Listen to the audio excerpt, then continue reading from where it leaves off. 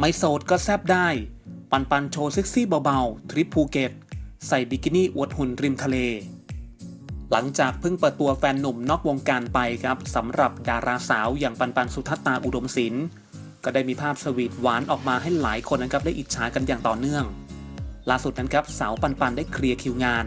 แล้วได้ไปพักผ่อนริมทะเลที่ภูเก็ตมาทริปทะเลทั้งทีครับสาวปันปันเลยขอจัดเต็มตามสไตล์ด้วยการโพสต์ภาพใน IG ในชุดบิกินี่ตัวจิ๋วสีดำครับโพสท่าริมทะเล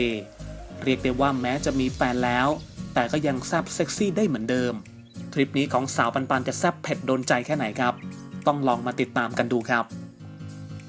เป็นอีกหนึ่งช่องทางข่าวบันเทิงนะครับที่คุณจะสามารถติดตามและอัปเดตข่าวสารไปพร้อมๆกันได้เลยนะครับอย่าลืมกดติดตามชมซุปเปอร์สตาร์ดาราแล้วก็อย่าลืมเข้ามาติชมหรือคอมเมนต์มาร่วมแชร์ร่วมแสดงความคิดเห็นกันได้เลยนะครับที่สำคัญครับต้องขอกราบขอบพระคุณทุกท่านมากๆด้วยนะครับ